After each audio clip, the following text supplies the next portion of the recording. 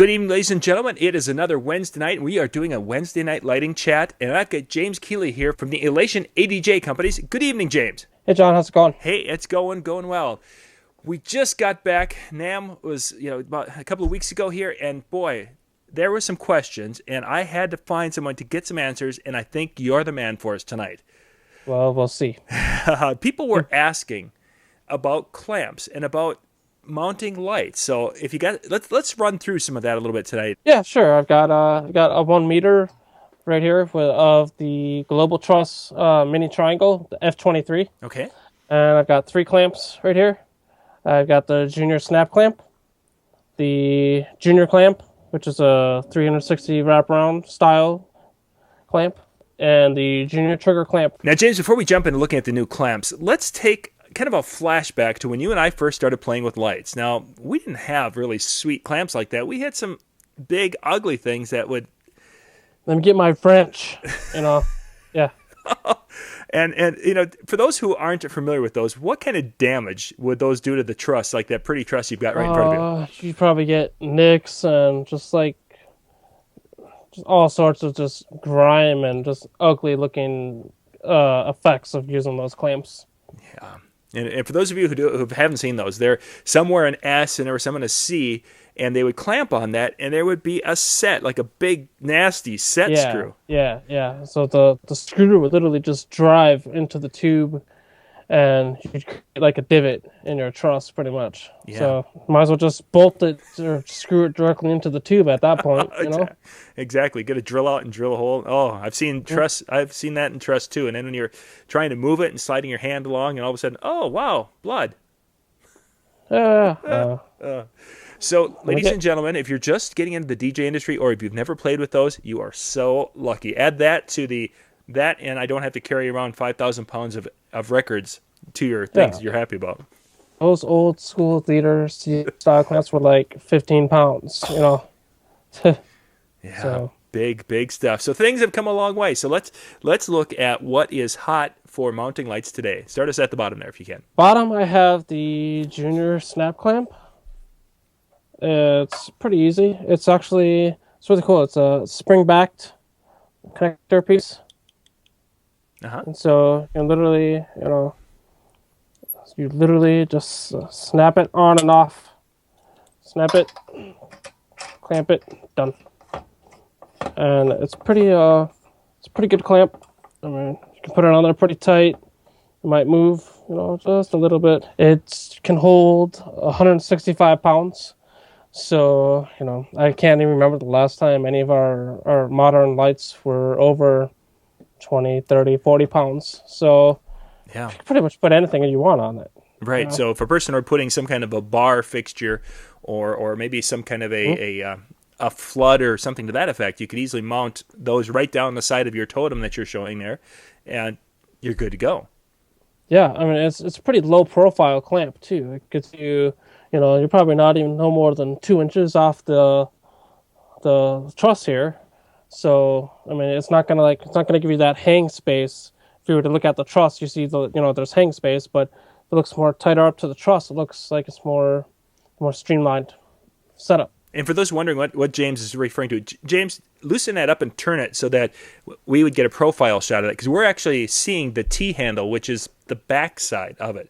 So if he turns it a little bit, now you're seeing how far your light fixture would stick out. The light would be here, going out.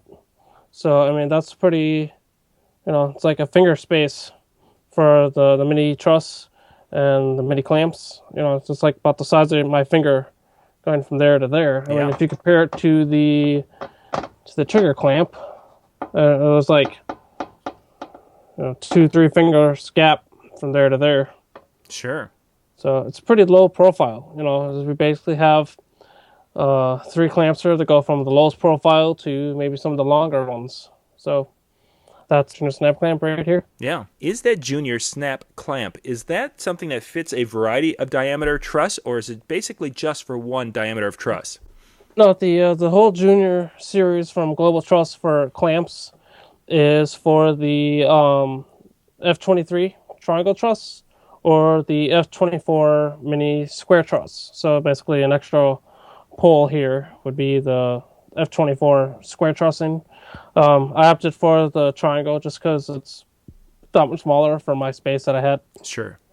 So Sure. So the diameter of the tube, it's designed for that diameter tube as opposed to for smaller or bigger.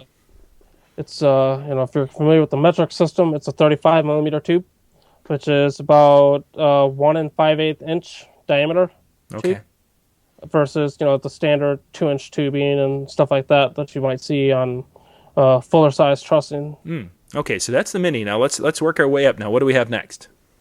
So this right here is the junior clamp.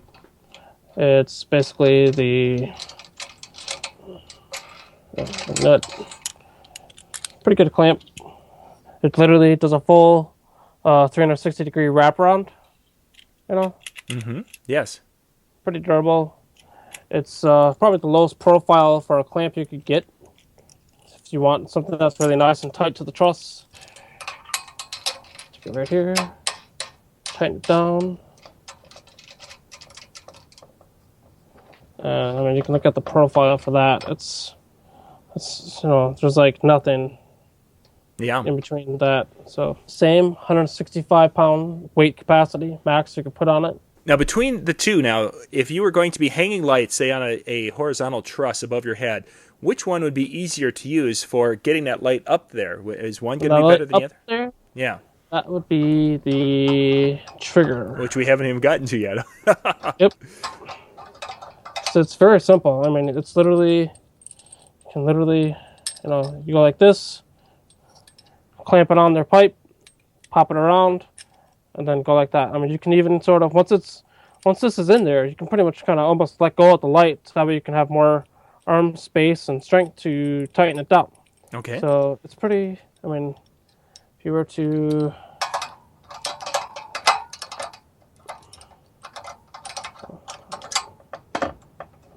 put that on there, clamp it down. And it doesn't turn. That one tightened up enough so it really became solid. Yeah, it's not even. Yeah, I mean, I can't turn it right now, and it's still not even the tightest it's on. So this clamp, really, if you tighten this thing down, it's not going anywhere. Sure. No slipping at all, definitely. And how about the other two now? What is the slip? Because we noticed the very first one you were putting that on. It seemed that had some movement. Yeah. This one. Okay, these are all on as tight as I can get them right now. This one's pretty close to this connecting piece right here. So. Right. And I mean, I can't really move this one a little bit. But I can't get it. I can't get it down. I can't. It's a crossbar. Not enough fingers in there. Yep. Yep. But I mean, this one isn't going anywhere. This one has just a little bit of slippage. Put that down tight. But really, your fixtures aren't going to be swinging and swinging, Yeah. Now, when a person's mounting lights and such like that, now there's some rules of thumb that the person needs to adhere to when you're mounting lights. Specifically now, and this is a question that did come from them, and this is what I want to talk to you about, is the question came up of mounting, like moving head fixtures. Right. And, of course, we read that we can mount them so they're facing down or they're facing up. But a lot of guys would like to maybe think about facing them kind of sideways or having them stick out. This. Yep. Versus this. Yes. Versus this. Now, that's the question. Can you do that? I've seen a lot of people do the, side mounting. It looks great. It really does look cool. But one of the only drawbacks to doing that is with every moving head, you have your base, and then a belt with a gear, and then the motor with another gear that, is what drives the pan. Yeah. And so, for the most stable performance of that belt and the motor, it has to be, on a level surface without any sort of gravity, interacting with that.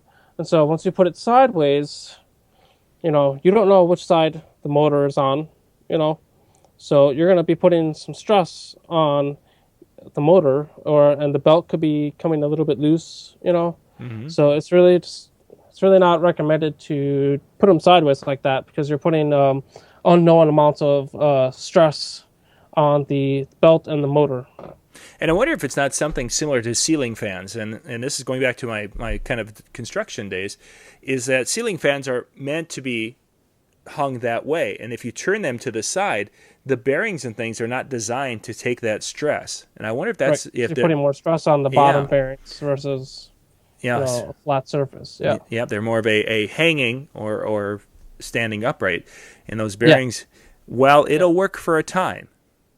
It's probably not something it won't. It'll look cool for months, but it will probably lead to the fixture breaking way earlier than you would expect. Yeah. It's probably one of those things. It'll look cool for months compared to, if you do it right, it'll look cool for years. Right. Yeah, definitely. So now, James, does that apply the same way now, like the Warlock Light, which was just announced at NAMM? Very cool light. Now, does that have to be hung a certain way in that? I mean, I saw in the booth it was hung at an angle, but sometimes the guys at the booth just get crazy. Is that one that's under that same restriction? I think the only way you can't mount that would be maybe even upside down for that fixture, but I haven't seen any specs to confirm otherwise yet. Sure, and I think the Warlock, if I'm not mistaken, had, instead of the actual full head moving, I think that was more of a mirror mechanism in there, wasn't it? Yeah, it's like a scanner. It's like mounting a scanner. Sure. It's just a big scanner, so that you can either put, flat, down, back, I don't know about sideways, about upside down. So then, James, it sounds like basically as long as it's not that moving head that's spinning with the motors, if it's pretty much any other light, we can mount it almost any way that would really look kind of cool in our show. Yeah, I mean, pretty much as long as it's, you're not relying on a motor access for stuff, you can pretty much mount anything that's not a moving head sideways. Yeah. Good stuff. Well, James, I want to thank you for covering some questions for us tonight and showing us some of the new clamps from Global Truss. Yeah, those are really cool clamps. I like them. Yeah, good stuff. If you got any questions or anything to that effect, you can put those in the description or the comments below. Not the description, that's what we write. But in the comments below, you can put them there. If you have any other thoughts or ideas, please email us or, again, put them in the comments below. This is John Young from the Disc Jockey News and Disc Jockey News TV. Thanks for watching. Good night.